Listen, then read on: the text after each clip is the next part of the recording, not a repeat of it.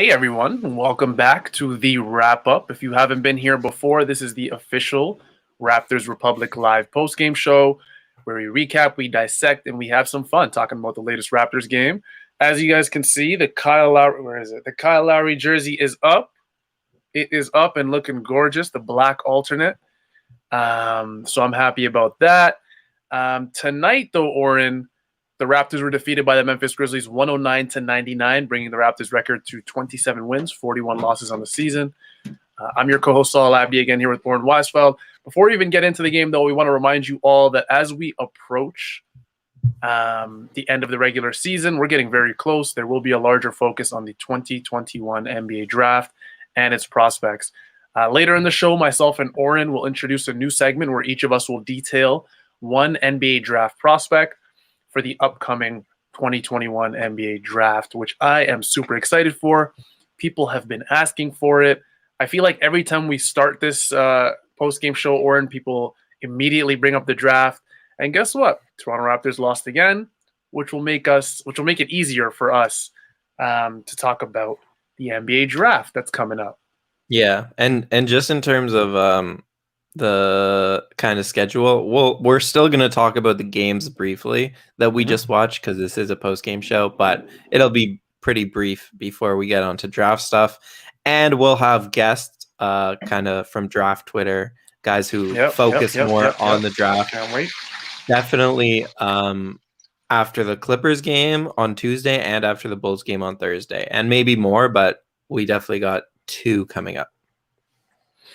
Yes, and I can't wait. I can't wait for us to have guests on. This is something that me and Oren have been looking forward to for quite a while. But let's get into the game, Oren, really quickly. Memphis Grizzlies, Toronto Raptors. Feels like this entire week, Oren, has just been the Raptors just going through memory lane. Last Sunday was the LA Lakers. You got to see Marc Gasol, or really we didn't get to see Marc Gasol, which was something that a lot of Raptors fans and now Lakers fans are starting to take heed of. Later in the week, you saw the LA Clippers. You got to see Kawhi Leonard, and we got to see Serge Ibaka dressed like Mary J. Blige, which was fun as well. I thought it was like a Matrix cosplay. Yeah, he looked like what's that guy's name? And I mean, not Neo. Oh yeah, what's his name? Samuel. No. I'm not letting us pass until we get this. In Matrix, there's Neo, and there's people in the comments. What is it? There's. How am I not getting this? There's Neo. I know and the bald guy. Yeah. What's the bald guy's name? The actor's Neo? name is what's actually pissing me off right now. There's no way. I've watched the movie so Morpheus. many times. Morpheus. Thank Morpheus. Yeah. There we go, guys. Thank you. Yeah. So that was fun. He's dressed like Morpheus. He was dressed like that entire Matrix cast, which was good to see. Mary J. Blige. Got to see Ibaka, got to see Kawhi, got to see Marc Gasol earlier in the week. And now with the Memphis Grizzlies, it's Jonas Valanciunas, who I'm sure a lot of Raptors fans are still fans of, still rooting for that, Lithuanian thunderbolt, whatever the hell you want to call him, still playing with the same aggressiveness. My goodness, Oren, I didn't really realize with Jonas specifically how aggressive he was around the glass. I don't know if he was just trying to make a point, but he was throwing arms. And don't get me wrong, Gillespie had a very good game himself, Freddie Gillespie. But he looked good, man. Jonas Valanciunas looked good. Feels like he always plays like he has something to prove against the Raptors. He finished with 18 points and 21 rebounds, 9 for 15, a plus 19. Yeah, so Jonas was probably the best player on the court for both teams. Yeah. This game, I'm going to be quite honest with you, though, Oren, wasn't all that. I mean, the Memphis Grizzlies, they don't really do it for me. John Morant, I really felt like he was going to take a massive, massive step this year. I know he's dealt with some injuries, dealt with some stuff this year. But I still thought that he would have taken a Zion-like leap. Maybe not a Zion-like leap, because that's essentially an all-NBA leap. But I was expecting him to push for that all-star status. So, yeah, I'm excited. We got a huge John Morant fan spamming the chat. As you can probably see, hundreds of millions of John Might Morant just get fans. blocked soon. Yeah, you better slow down, buddy. No. Yeah. Oren, what do you think about the game? The game was like it's whenever I get to watch Jonas Valanciunas, it's fun, but Memphis just doesn't have that like they just don't have it for me, man. What do you think? Yeah. Yeah. I mean, JV's kind of been doing this all season, and he's one of the most he's one of those non all stars that has probably had one of the best just consistent seasons for the Grizzlies and maybe Hmm. been their most consistent player, putting Yeah, up like 2020s like it's nothing. And yeah, like that physicality you talked about, I don't even think it's just the Raptors. I think that's just how he plays. Like yeah, sometimes you'll see him go up against a smaller center and he'll just make it a point to absolutely dominate them. And so I think the Raptors miss some of the physicality that a JV used to bring. And yeah, he made Birch and Gillespie kind of both look small in the post, even though neither of them really are. I'd say they're both pretty normal sized centers. He has a tendency to do that. But yeah, like the Grizzlies almost blew this game and the Raptors weren't even trying. So it definitely wasn't an impressive one from either team. You know, the Raptors only played Siakam out of their core four. He leaves with an injury in the third quarter. hmm, Hood leaves with an injury yeah. in the fourth quarter. And now the Raptors bench looks like Say it, Oren. it looks like this. This is the Raptors bench Oh my at the end of the game. goodness. It's Fred doing a coaching cosplay and Kyle and like someone who works for the team. Oh my goodness. Kyle's like in all black, black mask, black hoodie, black jeans. This guy's right. He was watching a funeral tonight. Yeah. Look at that. No one's in the seats. No one. Oh my No, goodness. we after those This two is bad. injuries, I think we have 7 active players. Mhm. I guess and you know, based on everything we've seen on how the Raptors have handled these injuries, I would be surprised if we see Pascal Siakam for the rest of the season. Rodney Hood, definitely we're not going to see because he fractured a bone in his hand. Terrible. So we have 7 guys for the rest of the season. And of those 7, I think the only ones with guaranteed deals next season are Malachi Flynn, and that's it. So I was Yeah. writing, which is crazy, right? Like I was writing Yeah. the recap after the game against the Wizards, and it was like, okay, 10 guys played. How many of these guys have guaranteed contracts next season? And the answer was 3. It was Van Vliet, Siakam, and Flynn. And now the answer is 1 maybe going forward. So this is a test. So like we should talk about some of the people because this is a great opportunity for some of these guys to, you know, get big minutes and kind of show the front office what they got. Yeah, I wanted to start with none other than Jalen Harris. For me, Oren, this guy came into the game. He wasn't expecting to get, I think he got nearly 30 minutes. Yeah, he's at 29 minutes in the game. Um, hasn't been, I don't think, anywhere near that this entire season. But again, Rodney Hood out, Siakam out, just a bunch of guys out. Like you said, 7 active players. Jalen Harris gets forced into the lineup, thrown into the fire. And he doesn't look all that bad, Oren. He really does not look all that bad. And again, we have to take, observing and criticizing and even the encouraging statements we make about Jalen Harris. We have to just tone it all down because, again, if this were a normal season, Oren, I don't know if Jalen Harris even sees a minute on the floor this year. Second round pick, I believe he's the second last pick of the second round. 59th overall. So for me, Jalen came in this game, 29 minutes played. He had 16 points, 6 rebounds, 4 assists. He looked like he belonged. I'm not even really worried, Oren, about the box score itself. It was more or less that Jalen just didn't look out of place. His defending didn't look all that terrible. I mean, he looks like he understands Nick Nurse's system fairly well. He understands that the switching concept that Nick Nurse loves to employ. And he's not really afraid to score. I mean, 12 field goal attempts in 29 minutes. When the Raptors needed him to shoot, he shot. And, looking at the entire bench, Oren, Freddie Gillespie on the bench, 4 field goal attempts. Stanley Johnson, 2 field goal attempts. Rodney Hood, 2. DeAndre Bembry, 3. And then Jalen Harris with 12. And he went to the free throw line 4 times. So this was a good outing, I think, for Jalen Harris. This game is a confidence builder for him, a lot like the games we were seeing about a month ago for Malachi Flynn, where each game, whether or not he was shooting well, whether or not he was at an efficient rate, you could tell that his confidence was building brick by brick. And I don't mean that literally, like him shooting bricks. I mean like figuratively, brick by brick. But it was good. It was good to see Jalen Harris out there for an extended amount of time. And like you said, this could be the point in the season, Orrin, where, the Raptors are playing tonight, right? Saturday night. Their next game is Tuesday night, right? They have 2 games off, which is very unusual for a season like this. Yeah. You have 2 nights off, and then it's the Clippers on Tuesday night. I don't know if you see Siakam for the rest of the season. You're right. I don't know if you see Kyle Lowry for the rest of the season. I think that's already been a thing. Maybe, Nick Nurse brings Kyle Lowry back just because of the amount of injuries. Like, I don't know if he could go 7 deep for the rest of the year. I don't know if that's true. That's plausible for them. That just might get other guys injured, right? So I was happy. I was excited from what I saw with Jalen Harris. I don't know if you were. Do you have anything to add with Jalen Harris? Yeah, I mean, I like him. Like 59th picks are not guaranteed to play. Shouldn't even be here. Yeah, like I forget the name of the center that the Raptors took 2 years ago with the 59th pick, but he kind of had struggles with injury, which Jalen Harris did too at the start of the season.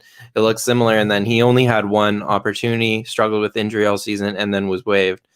Jalen Harris's contract isn't guaranteed next season, so it's the same sort of situation, only that he's really proving that he does belong, like you said. Like defensively, half the battle is just playing hard and fighting, and he's doing that. I saw him a little bit more, like you said, buy into those Nick Nurse philosophies in terms of getting out and just like running people off the line in a scramble situation, which, is very hard for young guys to pick up on when you are taking care of your guy, but then the ball gets swung out and it's swing. And like, now it's your job to go run out to the perimeter and contest a shot.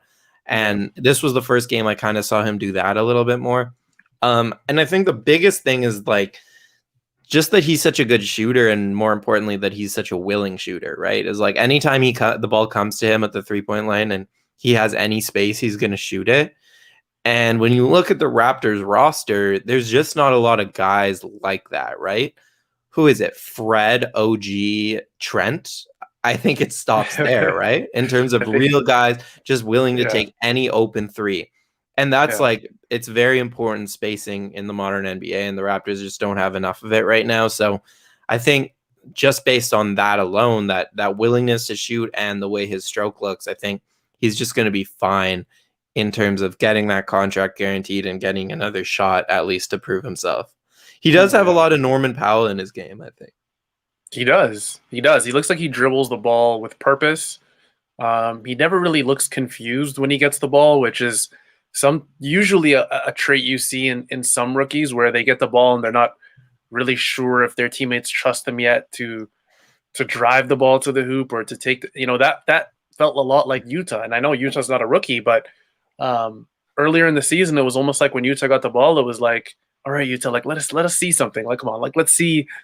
And like in this game and in previous games now with Watanabe, you're seeing him pull up from 3. He had an elbow 3 on a catch and shoot, which I'm like, okay, like the more I see this, I think from Utah, and then obviously this is a trait that I think Jalen Harris already has now. The more I see this, the more confident it makes me that these guys next year are going to be brought along and be a part of that, bench rotation. Who knows? These guys might get pushed down the pecking order.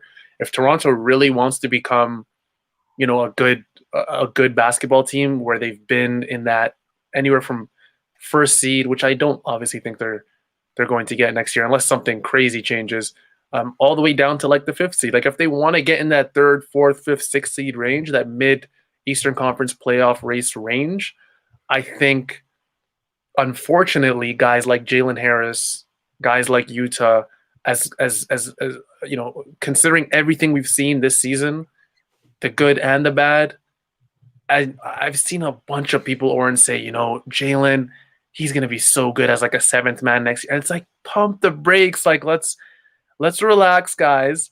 He's the 59th overall pick, right? He has a lot of development to go. He has a long way to go, man. This guy is a guy who didn't really even get a chance with the 905. He was basically in and out. It was like a tournament style, with the entire G League Ignite and all those other teams. It wasn't a real G League season where you got to see Jalen Harris really take a step forward or Malachi Flynn really take a step forward. Obviously, what we've seen from both guys is encouraging, especially Malachi Flynn. But with Jalen Harris, it's just like pump the brakes. That's why I put up this tweet by Sean Woodley. I'm officially intrigued as well because we didn't really get to see Jalen Harris up until now, this much of Jalen Harris. So am I intrigued? Absolutely with Jalen, but let's pump the brakes. I've seen it so many times, Oren, where people are like, Utah, 8th man, I can't wait. Jalen, 7th man, let's do it. And a lot of it's hyperbole, I get it. Yeah. But some people are dead serious where they're like, these bench guys are guys that are 100% going to come back and serve a role for the Raptors next year. And to be fair, like the Raptors bench was one of the worst units, I think, in the league this year.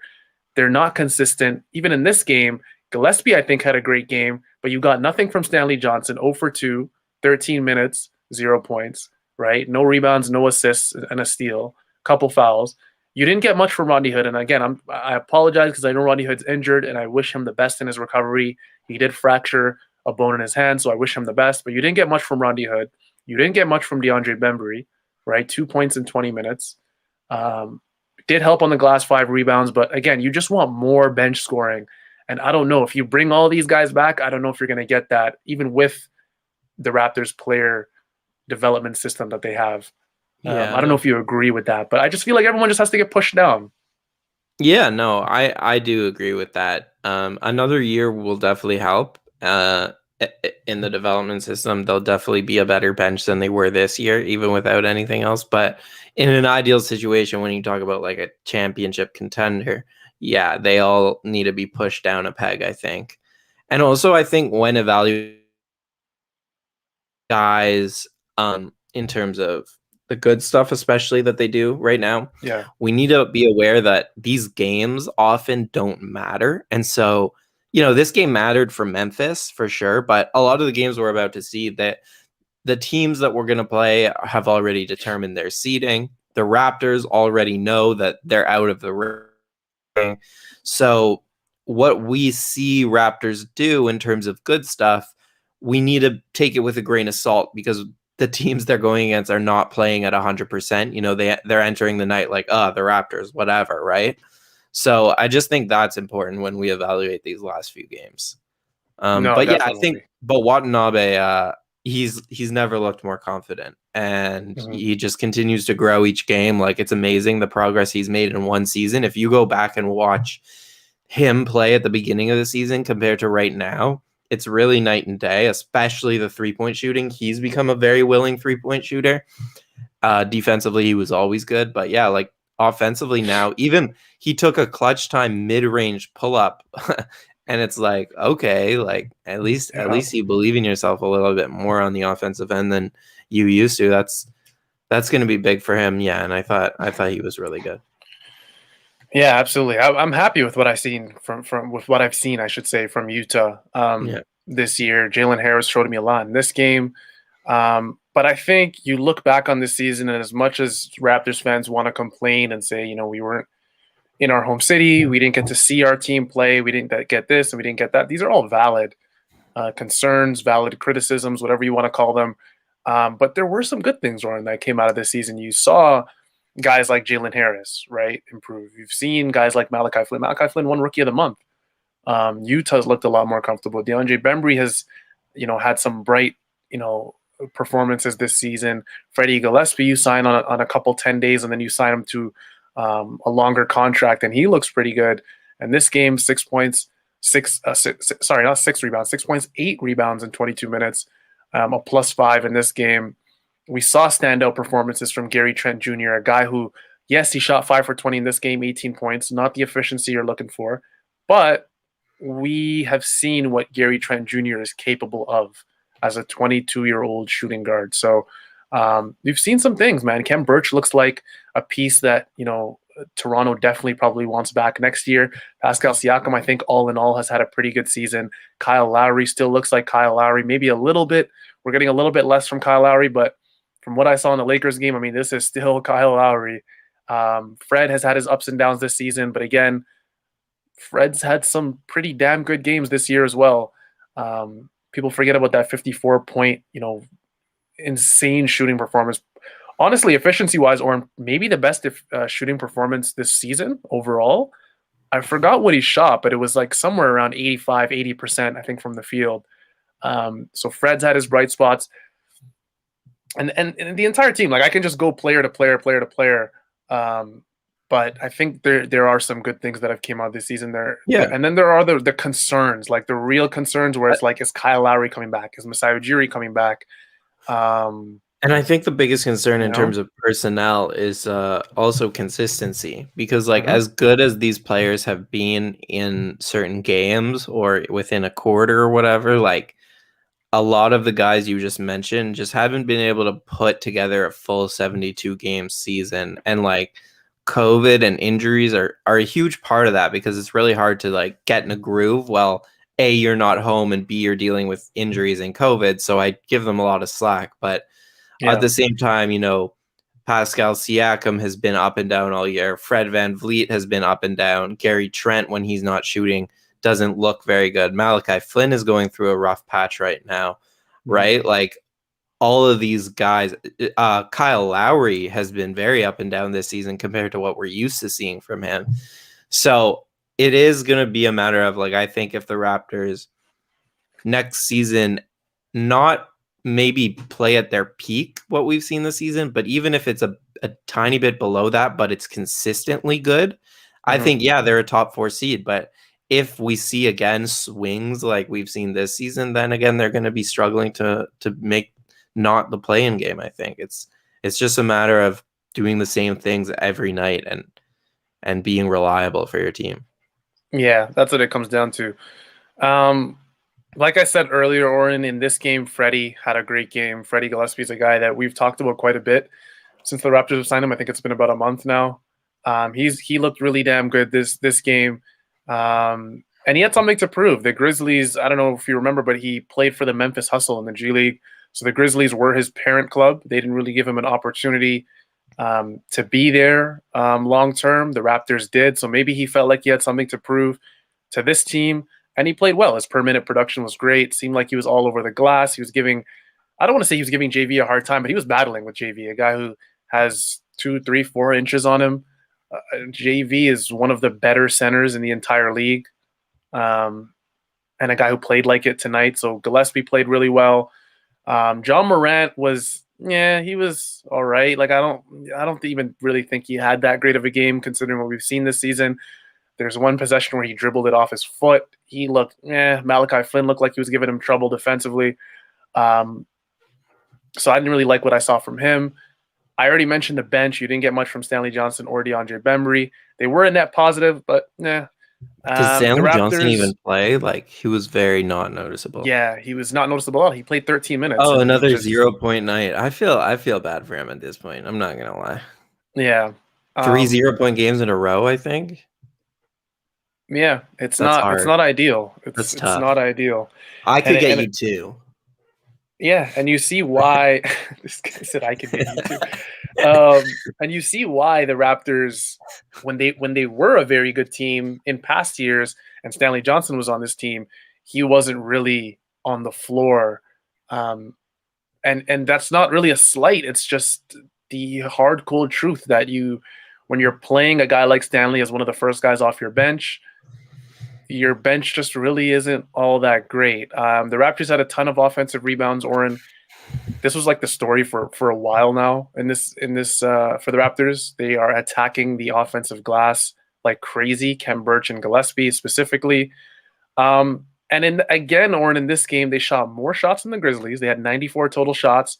The Grizzlies had 85, and they just couldn't hit their shots. They shot 38% from the field, the Raptors as a team.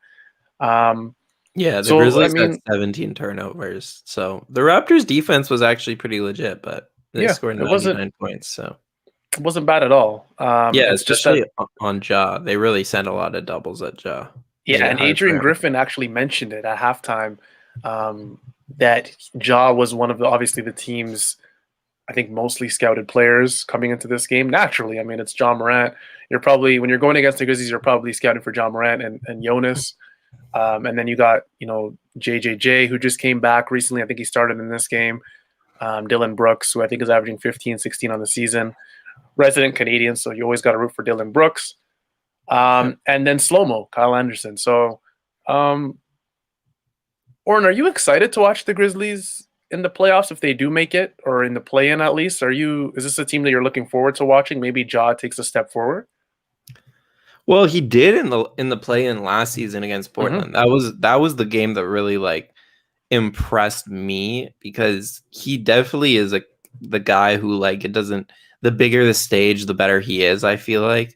And he killed Portland in that game, but the rest of the team didn't have enough. But they're working JJJ back into the rotation, and that's hard. But if they can do it on time, they only have 5 games left. If they can do it on time, they're dangerous, I think, when all their guys are playing well.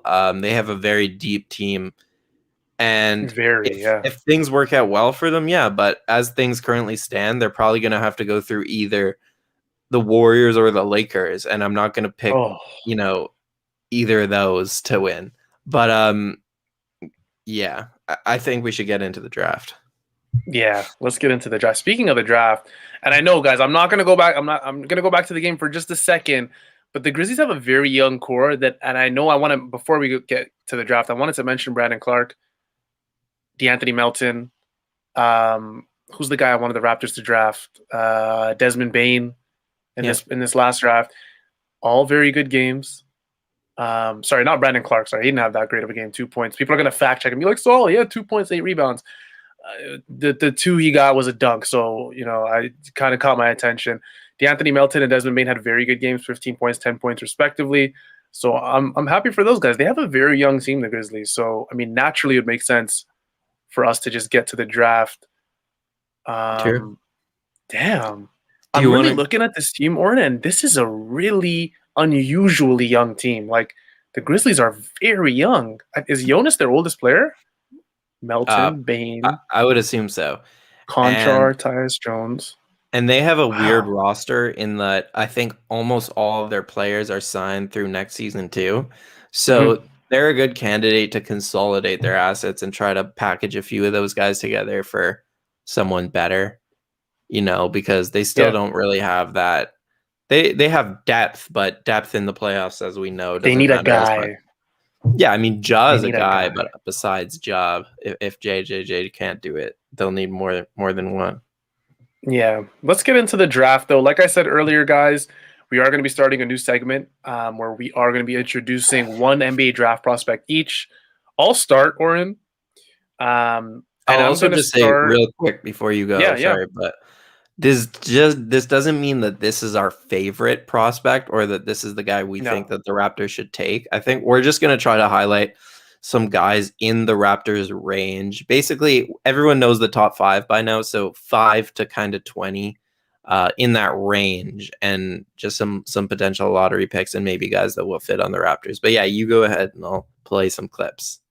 Yeah, I'll start with one of probably, I want to say, my favorite player in the draft. This is why I'm starting with him. It's Davion Mitchell, the point guard out of Baylor, 6'2", Oren, 205 pounds. So he's built nicely. He's out of Baylor U, like I said, the same team that won the NCAA Men's National Championship. They took it all during the March Madness tournament. I want to say they probably would have won. I'm pretty sure, if I'm not mistaken, Oren, March Madness got cut short last year due to COVID. Oh, they didn't. Yeah, it didn't happen at all. Or it didn't happen at all. Baylor was one of my favorites. I believe they were a 2nd, 3rd seed, if I'm not mistaken. But yeah, Davion Mitchell, he wears 45, number 45, just like Donovan Mitchell. Super, super efficient scorer. Oren, this guy is an absolute gym rat. 3rd highest effective field goal percentage and true shooting percentage among all Power 5 guards. And listen to this development, Oren. 29% three-point shooter in his freshman year at Auburn, right? He started off at Auburn. He transferred out after his freshman year. He missed the 2018-19 season completely. 2019-20, he officially transferred to Baylor. 32% he shot from three as a junior at Baylor. And then this recent season as a senior, that skyrocketed to 45% from three on very high volume for Davion Mitchell. This guy, Oren, is the full package. He runs the pick and roll very well. He has arguably the best quickness and agility in the entire draft. But his best trait, his best attributes, Oren, might come on the defensive end. A lot of people say Davion Mitchell is one of the best on-ball defenders in the country. Some people claim he is the best on-ball defender in the country. He sets the tone for Baylor University's harassing style defense. Probably, Oren, the biggest reason that Baylor won it all in the March Madness tournament versus some very, very good teams. They beat a very good Houston team in the semifinal. And then the team that a lot of people, Oren, lost money on betting, the Gonzaga Bulldogs. For me, Oren, Gonzaga in that game, I was so close personally to putting quite a bit of money on Gonzaga. I just thought they would not I thought they would be win stopped. too. I thought they would not be stopped. They got Corey Kispert, a guy we're probably going to mention in future shows. They got the obvious Jalen Suggs. They got a really good team over there, and Baylor just outplayed them. And a lot of that had to do, again, with Davion Mitchell. Like I said, runs the pick and roll really well. Really good on-ball defender. He has a very fluid shooting form. Great spot-up, pull-up shooter. Like I said, 45% from three, which is insane for a guy that shoots the shots that he does. His shot profile is insane. High level confidence, Oren. And I don't know if you know this, and I might butcher his name, Sam Viceni, I think is how you say it, from The Athletic. Yeah. Mocked him to Toronto. I think you actually mentioned this a couple shows ago. Mocked him to the Toronto Raptors in the event of a hypothetical Kyle Lowry departure. He called Mitchell a quote-unquote tough playmaking shot maker. A guy who's known to have incredible work ethic, and the leader of the national champion Baylor men's basketball program. So one of the most NBA ready basketball prospects in the draft, Oren, a guy that I would be absolutely excited if the Raptors went after Davion Mitchell. You already have Fred VanVleet there, who I don't feel like is a true point guard, maybe more of a combo guard. You have Malachi Flynn, who's a very good playmaker. And if you add Davion Mitchell to that mess, you have a very good young core. And Masai Ujiri is known for drafting NBA-ready guys, seniors specifically. So I wouldn't be surprised if he's like, let's take a shot on Davion Mitchell. Do you like Davion Mitchell? Have you watched anything of him yet? Yeah, I mean, I watched him in the tournament, and he was great. The comp I've heard that is like a best case scenario is like a Drew Holiday, which obviously would be amazing. But I mean, okay, like I see people already in the comments being like, you can't have 2 6-foot guards. And I don't think that's necessarily true because Kyle and Fred are 2 6-foot guards. Like, it's like, what did we just see?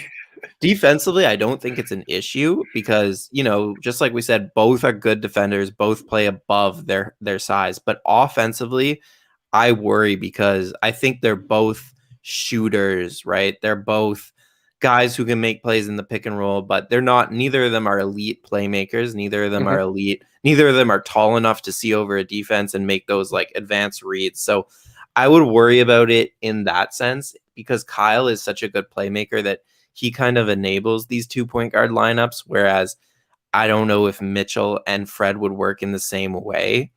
But I don't dislike it because like when you look at Masai Ujiri's drafting record, he does like NBA ready guys. He likes older prospects.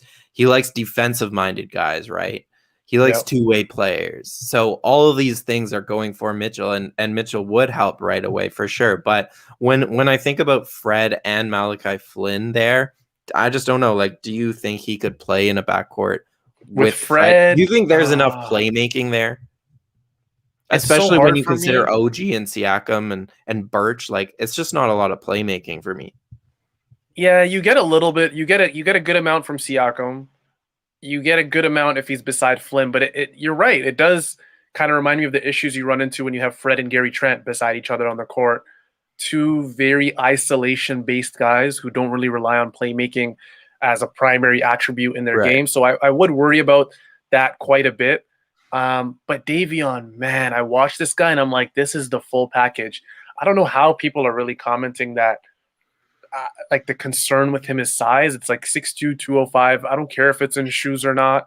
Kyle Lowry and Fred you wouldn't say that about Kyle or Drew yeah, Holiday or any of these Kyle guys. Lowry and Fred are barely 6 feet. So like, let's not go with the height thing. And we saw Kyle Lowry, you know, you watch him and he doesn't play like a 6-foot guy. Like Kyle's on power forwards in the post and he loves that. So it's like, and I'm not saying you get that from Davion Mitchell. I'm just saying the height thing is something that is a concern if you don't get the skill set that Davion Mitchell gives you. Oren, his award cabinet this year was insane. NCAA champion, obviously, like I mentioned with Baylor. He was the Naismith Defensive Player of the Year for 2021, the NABC Defensive Player of the Year. He won the Lefty Driesell Award, which, by the way, guys, is an award given annually to the most outstanding men's college basketball defender in Division I competition, named after the legendary coach Lefty Driesell. I don't know if a lot of you guys have heard from him. He was recently inducted into the Hall of Fame. He has 100 wins at 4 different Division I schools. Coached at Davidson, coached at Maryland. But yeah, he won a bunch of awards. First team All Big 12 in 2021. He was a third team All American in 2021. He won the Big 12 Defensive Player of the Year award. I don't know, man. I'm looking at Masai Ujiri's I want to say draft strategy, or what it looks like his draft strategy has been for a team that's been very good for a very long time in the Toronto Raptors. And who knows, he might switch up that strategy. But like you said, NBA ready guys, two-way guys, guys who are defensive menaces, guys who can come in and you don't necessarily have to throw them in the 905 for 3-4 years, 2-3-4 years. He did take that swing on Bruno Caboclo way back when. I was gonna say, but same with OG, same with Siakam. Those guys were swings. Yeah, they were swings. They did end up working out, but I think you just look at Davion Mitchell. I'm like, this guy, he just has the makings of a star, man. I watch him, so good in the clutch. 31 points against Houston in the semifinal. He had a nice buzzer beater at halftime. I watched the entire game, and I was like, this guy is insane. But yeah, you also do, as much as talent comes into play, Oren, you do think about the fit. And that might be where the Toronto Raptors think and say, you know what, we might have to go in a different direction. Yeah, I'd say that I think Fred has improved drastically as a playmaker this year. So if he continues those improvements and proves he can be that point guard, straight up point guard, then maybe this fit becomes better. But I mean, I'll transition to my guy unless you have any last thoughts. No, that's it. I wanted to finish it off with the awards. Try and get everybody in the comments on my side for a sec before you start, because I know you got a pretty good prospect that a lot of people have mentioned in the last few shows. Yeah, people have been mentioning him in the comments too. And my thing comes down to like upside here. So like Davion is 22 years old, and I think, like you said, he will be a good player. His floor is very, very high. Yeah, but the Raptors, like I've said last episode, they just won't have many swings in the lottery, right? Based on how they're projected to be and how good of a franchise they've been. This year is an aberration, and I don't think they'll be this bad again. So I think the 1 year you are in the lottery, I would want them to kind of go for the highest upside player as long as there's a fit there too. So my guy for today is Josh Giddey out of Australia. Josh Giddey. Yeah, so he's 18 years old. He's one of the youngest players in the draft. He's 6'8", basically a point guard. Who in the NBL this season, the league LaMelo was in last year. He averaged 11 points, 7 assists with 3 turnovers, 7 rebounds, and he shot 31% from 3. So I'll show some clips, but so his biggest attribute is passing. And okay, what should I get to first? The strengths. I'll do weaknesses real quick. Weaknesses are defense and ball handling, and his shooting is kind of a concern, but I'm not too concerned about the shooting. His release is fine, and He shoots well from the free throw line, so 30% from 3 this season, but I'm not too concerned. The defense and the ball handling might both have to do with the fact that he had a growth spurt pretty recently. And so he's kind of still like growing into this new 6'8" frame he has, which can take guys some time to get used to. Yeah. But yeah, the passing is what's on display right now. And he's just kind of a special passer. He can, because he's so tall, he can see over defenses, and he can obviously make these pocket passes, really good timing into the centers kind of way, but he also has these more special passes that you're going to see now that are just like seeing over the top of defenses, hitting the weak side corner, something Fred very rarely does, that he does right there in that pass. And so okay, with Giddey, he's probably, if the Raptors like get the 7th pick, which they're projected to right now, he's probably not like the highest upside there. I just think he's interesting. He fit is interesting, I think, because he doesn't do a lot of things that the Raptors traditionally draft in a guy, which is defense, right? Like we talked about, he's not a great defender. And 3-point shooting, he's not a great 3-point shooter right now. But I think when you look at this roster and you look at Fred, Trent, OG Pascal, those guys give you enough defense, right? And shooting that it's like, okay, what do we need here? And like, I think you need more playmaking, and I think you need more like at rim scoring. And Giddey does both of those things. He's really efficient at the rim. He just has like a nice touch. He contorts his body to finish with floaters and around the rim. And playmaking, you swing the ball out, even if he's not like, him and Fred will obviously take turns in a situation like this running the point, but I just think like the Raptors, if they can get some more playmaking on the floor, the better. And I think Giddey is probably one of the best playmakers in this draft, other than like Cade Cunningham and maybe Jalen Suggs. So yeah, I think the fit is really intriguing.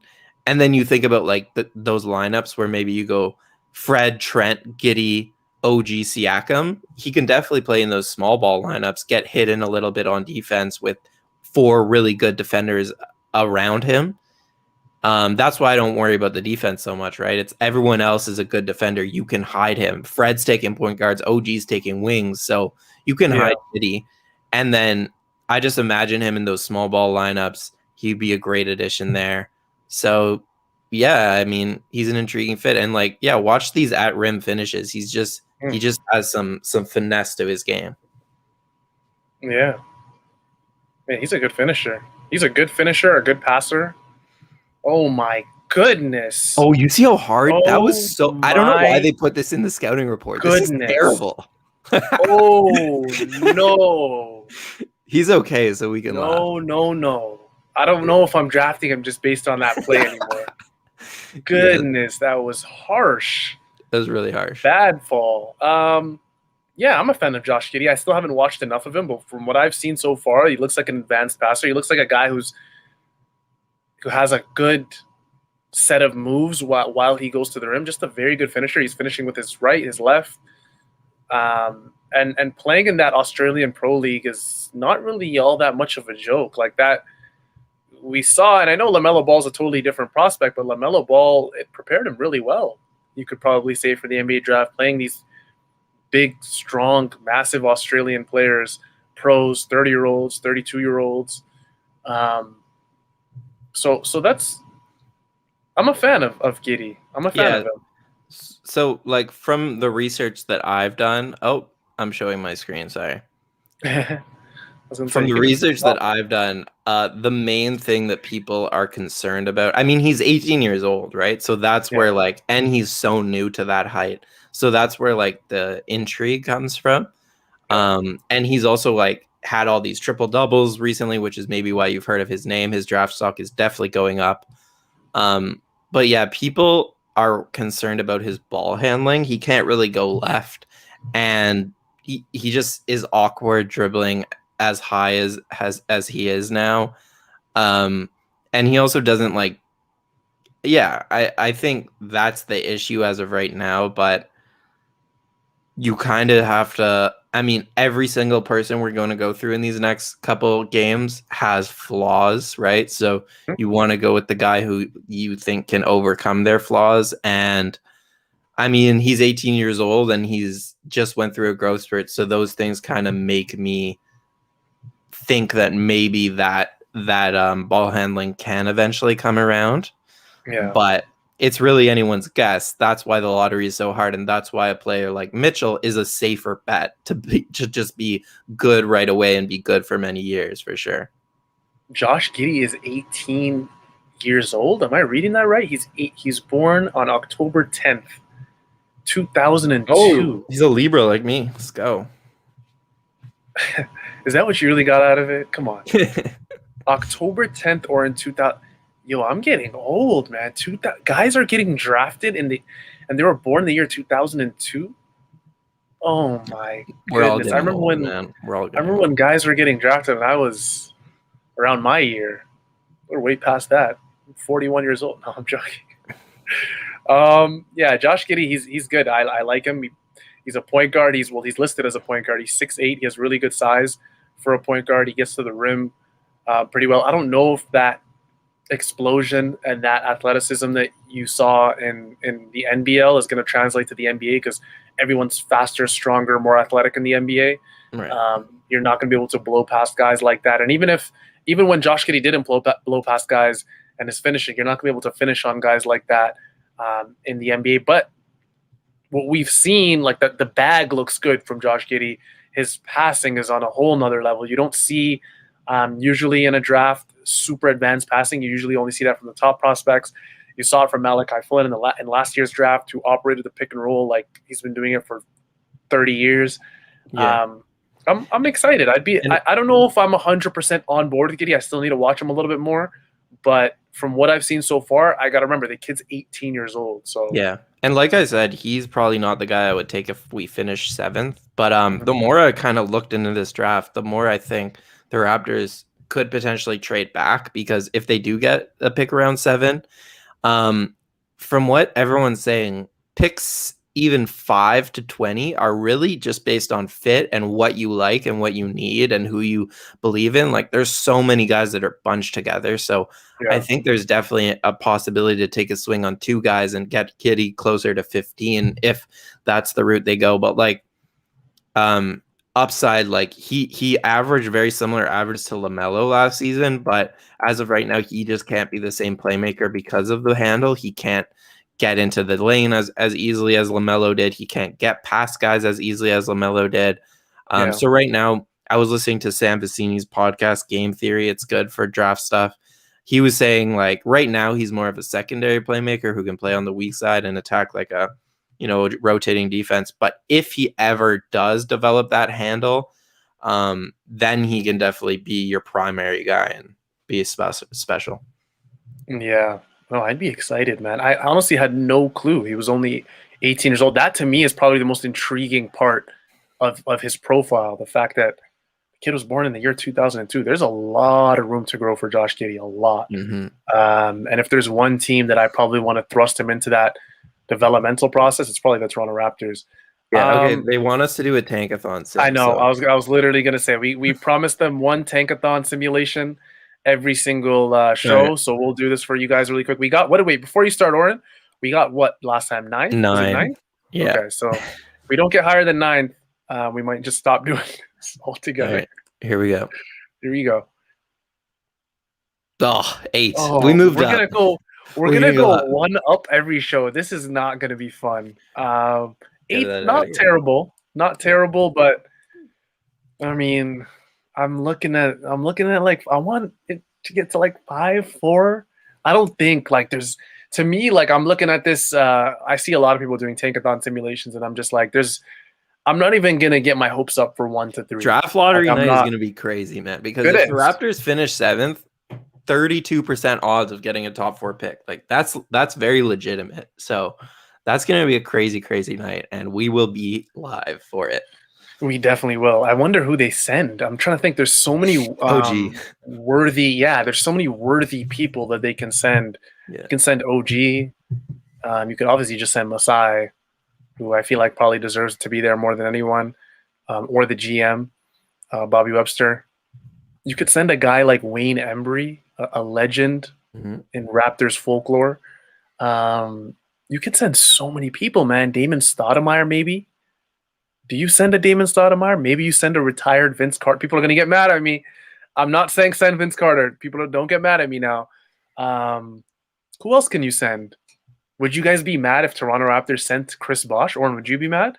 A retired Chris Bosh? No, I'd be mad. Okay. Yes. You'd be angry? Okay. I'd rather them send DeMar than Chris Bosh. Okay. That's fair. I just wish DeMar wasn't retired. Do you want to maybe answer a couple questions, Oren, before we go? Sure, but my computer might die, so we can go until it dies. Okay. So let's quickly answer some questions before Oren leaves us. I'm going to go all the way up, guys. So these questions you're about to post or that you're currently typing, we probably won't be able to answer. I feel like we were getting a lot. We were just getting a lot of comments on who you guys like. What do y'all think of Giddy? We already answered that. I'll say that. So for never mind. Actually, I don't really think we got a lot of questions. Oh, here from James. The big question is: do you think anyone in the range of 7 to 10 can step onto the court and help this core win? If the answer is no, then the pick is going to be moved. Do you agree with that sentiment, Oren? That if you can't come in and help the team win immediately, then Ujiri's going to go out of his way to get someone, maybe an NBA veteran, to help this core win? It's the same thing that we said last week, is that if there is a star available, I think the Raptors will definitely shop that pick for a star. But as of right now, it doesn't look like there will be one available who's a fit. So I imagine they draft. But yeah, I think they'll draft with that in mind, with like a win now player in mind. So there's guys like Usman Garuba or someone who could be amazing one day, but right now is so offensively limited that the Raptors probably are going to pass on someone like that and go for someone like you said, a Davion Mitchell who can contribute. But I think there's tons of guys in the lottery who can contribute right away. Like, yeah, there's a lot of like wings, especially, who can be like 3-and-D players right now and then potentially develop into more than that in the future. A lot of NBA ready guys. I know you guys have questions about more draft prospects like Corey Kispert. I don't know. I think the upside's too low.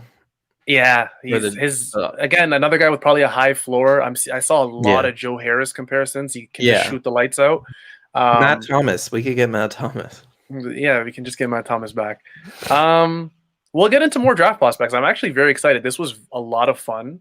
We got into Davion Mitchell out of Baylor and Josh Giddey out of the Australian Basketball League. That was fun. So real quick, we will have Hoop Goose on the show after the Clippers game, which I believe at Hoop Goose. You guys all need to follow him, by the way. Yeah, he's great. He's a good draft guy. And then we'll also have, after the Bulls game, from Raptors Republic, we will have Mitch. His full name. Oh no, you're not going to do that to Mitch, are you? Yeah, I am. Okay. Yeah. All right. Sorry, Mitch, if you're watching. I just. We'll just stick with Mitch. Mitch. Mitch from Raptors Republic. You can find him there. He's done some scouting reports for us. So we'll have those two on in the next 2 games, and they'll talk about some of their favorite prospects, and they've been watching more college basketball than us. So yeah, absolutely. We're going to talk about all these guys. Moses Moody, Keon Johnson, Corey Kispert. I don't know if you guys want to hear about Jalen Suggs and guys like Jalen Suggs and who am I forgetting? Who's the top pick in the draft? Why is this name not coming to me? Cade Cunningham, Evan Mobley. I've seen a lot of people say Evan Mobley. We might get into some of those guys, the top 3 guys. We might get into them. But yeah, I think that'll do it for tonight. I didn't even know we were almost hitting an hour. Damn, when you talk about the draft, things move fast. That's gonna be it for us, guys. Before you leave us tonight, obviously. Oh, sorry, I'm talking about Brendan from Raptors Republic. Brendan, oh my goodness, Brandon, not Mitch. Forgive me. Brandon's no, we're gonna get canceled. No. Well, Soon. I'm excited. I'm Not excited to yet. hear from Brendan. Yeah. Not yet. I got a lot more hot takes to come, guys. Before you leave us tonight, meet myself and Oren. We need you to like, comment, and subscribe to the Raptors Republic channel. Turn on the post notifications if you haven't already. We're not the only ones talking about the draft. If you go on the Raptors Republic channel, we got a lot of draft stuff. Like I said before, we have interviews with Division I college head coaches, the San Diego State head coach, Malachi Flynn's old head coach, a bunch of coaches. We have player profiles. I believe Samson Folk is starting to mention prospects a lot more on the Raptors Reaction podcast, so listen to that as well. We want to thank our sponsor, RF Qureshi from Remax, for supporting the show. This was the wrap-up, the post-game live show where your Toronto Raptors were defeated by the Memphis Grizzlies, Jonas Valanciunas' Memphis Grizzlies, 109-99, bringing the Raptors record to 27 wins and 41 losses on the season. Fact check that, please. I am your co-host, Sahal Abdi, again here with Oren Weisfeld. We'll see you guys Tuesday night. Another one, Oren, versus the LA Clippers and Kawhi Leonard. I can't wait to see what Serge Ibaka wears on Tuesday night. I can't wait. Yeah, I hope he's healthy for the playoffs, man, because Yeah, I do too. they need him, and Shut up, I want Mafuzi. him to have success, but no one else on the Clippers to have success, only him. 2 days off. I'm going to miss you guys. Bye, guys. Later. Take care.